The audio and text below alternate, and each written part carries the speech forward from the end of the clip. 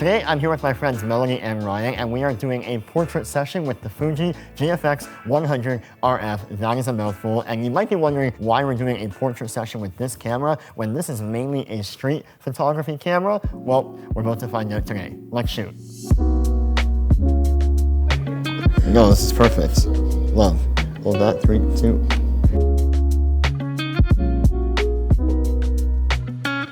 Like tilt your head just a little more, like you're looking out that way. Yeah.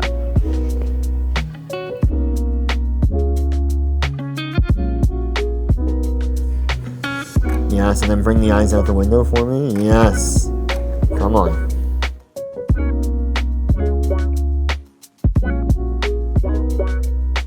The GFX100RF is one of the most interesting and frankly confusing cameras in the current Fuji lineup for a bunch of reasons. Now on paper, this camera sounds really exciting. It's a medium format camera with a ton of megapixels, 102 to be exact. A beautiful full metal body that again is very reminiscent of vintage film cameras. The newest Fuji sensor and all the amazing film simulations that come along with it. A bunch of really awesome and unique dials that are special just to this camera, and yet you have a fixed 35mm f4 lens. So at first glance, you think that this camera, because of its megapixels and its medium format sensor, that this camera must be for professionals, very high level professionals. But then you have to ask, are professionals really going to want to prefer a fixed lens camera? And a lot of the time, no. So then who is this camera for? And frankly, to understand who this camera is for, I think you have to understand the archetype or the character of the consumer for this camera. Somebody buying the GFX100RF is a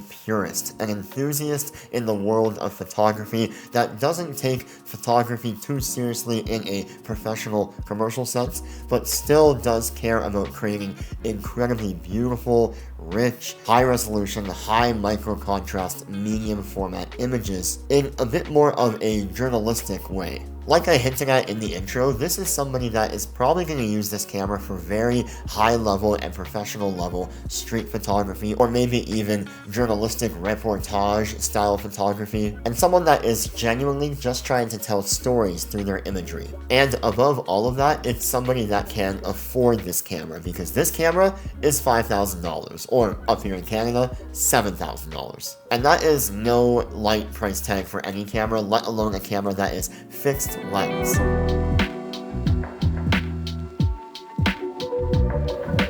Oh, it's really cool. Hold that. Nice. Stunning.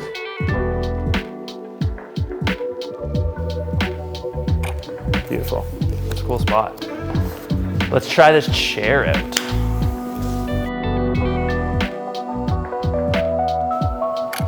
This is a great frame.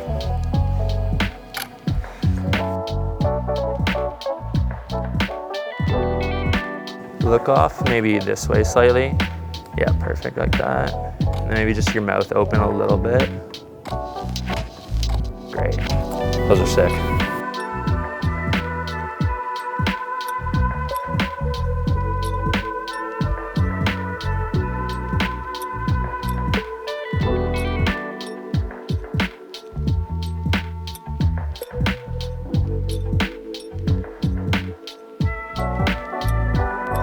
So why am I shooting portraits with this camera in a studio with Ryan and Melanie? Well, why not? Every other review I've seen of this camera, rightfully so, is geared towards a street photography review, because that is what this camera is probably intended for 99% of the time. And so I thought here on this channel, we would take a different approach. In this video, I'm going to mainly share with you JPEG images straight out of camera that both Ryan and I shot. But later on, I will also share with you some raw images, because they are absolutely incredible with the resolution and the clarity you can get out of this camera. So I don't think there's any conversation here about whether or not this camera is good. Obviously, it's an incredible tool, an incredible piece of machinery that produces extremely high quality, high resolution, beautifully produced images that really are at the upper echelon of what cameras can do. So really, this whole video is kind of just a conversation about how interesting and fun this camera can be. Now, like almost every GFX camera compared to other X series cameras in the Fuji lineup, The GFX cameras are a little bit slower. Now, that does also have to do with the memory card I'm using in this camera to take these images, but every image takes about a half second to a full second to reload before I can take another image again. And if you're not used to that, that might seem like a really big change to slow down and be more methodic with your image taking. Now, this was a 1-hour portrait session where both Ryan and I split up the time shooting with Melody, and on a regular 1-hour shoot, I would say that I can shoot between 600 to 800 images. On this shoot, we shot a total of 300 images, meaning that every shot was a bit more thought out and a bit more intentional than it would have been with my regular camera. And is that a good thing or a bad thing? Well, I don't think either. For me personally, I actually preferred the change to slow down, to have more time to think before images, and to really consider, okay, is this frame that I'm about to capture, is it worth having to wait time, to wait for the camera to make the image and then to move on to the next? Like, is it actually worth my time to set up this shot? And I think that's a really good practice here and there as photographers, to remind ourselves that sometimes more is not better, sometimes less is more, and quality over quantity.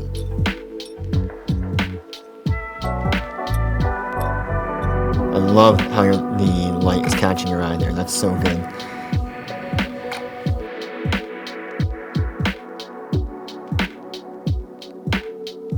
That looks great right there. Let's try this.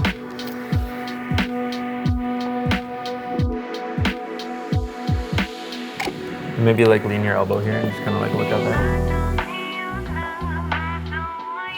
Hold that. 3, 2, 1. Love these. Maybe like play with your hair a little bit. Yeah, love that. Love it.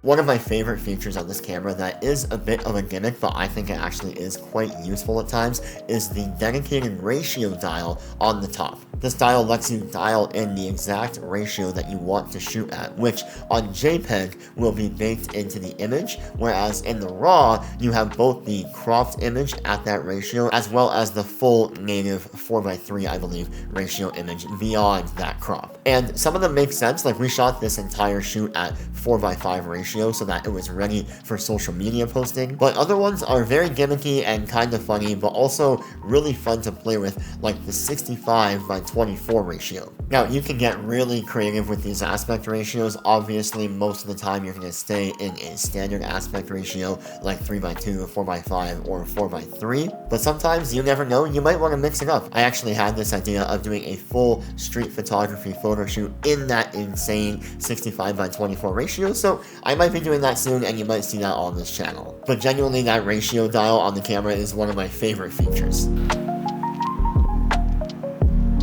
Cool. Just a bit closer.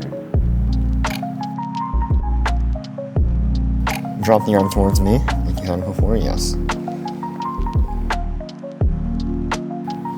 And look right at me. These are great full bodies. I love this. Love it. Stunning. Oh, I love that one. That's some cool shit.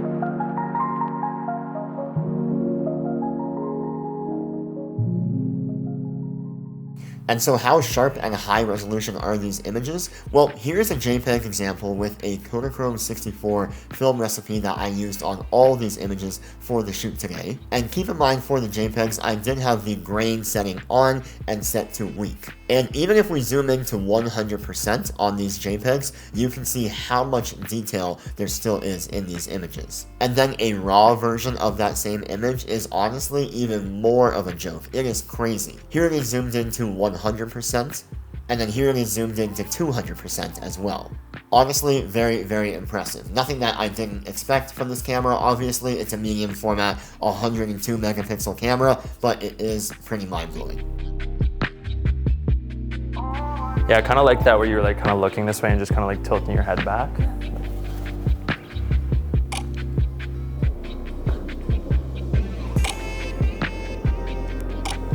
Perfect. Stunning.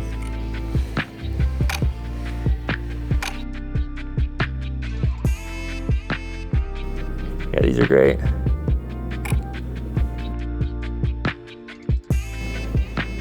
Nice, beautiful.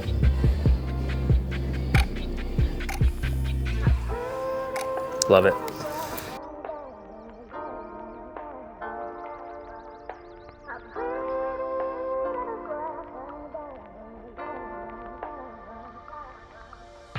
So what I noticed with these digital medium format cameras that Fuji makes compared to their other cameras, let's say in the X series lineup, is that there are small diminishing return changes in this camera that most people, unless you're a very keen photographer like you and I, are going to notice. Now, regular people might feel the difference. They might feel that the image actually looks a bit different, but they won't know exactly why that is. And really, for me, it comes down to a couple things. Number one, obviously, is the very high resolution of 102 megapixels. Just even to the naked eye, looks different than a regular camera would that has, let's say, 30 or 40 megapixels. Next is going to be the dynamic range that a medium format sensor offers you. There is so much more gradation between the blacks and the whites and everything in between, the shadows and the highlights. And assuming that you shoot the shot correctly and evenly exposed, you can really tell the difference here between this camera, a medium format sensor, and an X series camera. And then one of the more subtle differences in medium format sensors is something called micro contrast. And I feel like micro contrast is something that does not get talked about enough when it comes to medium format cameras compared to full frame or definitely crop sensor cameras. But basically, it is the very fine tonality differences or variations in different tones of the images, a lot of the time specifically the midtones. And it can really create this kind of 3D pop or depth effect that you can't emulate on a smaller sensor. This will give different textures like skin tones a lot more of a lifelike and nuanced look than just a digitized version that you would see through a full frame sensor. Again, this is very, very nuanced and very advanced and something that you might not even pick up on if you aren't used to shooting with a medium format sensor, but it is there, and honestly, I think it is worth talking about. So overall, I think this camera is interesting and confusing, like I said in the intro. Would I be adding one to my camera lineup right now? Personally, no, because really I'm not the consumer for it. Even if I were to go medium format, I would prefer to go with a GFX100, as I would definitely like to use the camera for both amazing street photography, but also very high level professional work as well. But I gotta say, these portraits look amazing. Yeah, that's perfect. Stunning.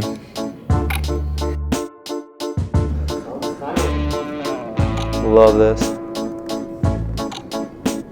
And that was a portrait session with the Fuji GFX100RF. Thank you, Melanie. Ryan, appreciate it, bro. Thank you very much. That was a lot of fun. If you guys like this video, make sure you guys hit that subscribe button, hit that like button, and leave a comment down below. And do not forget to follow both Melanie and Ryan on Instagram. Until next time, I'll catch you guys in the next one. Peace.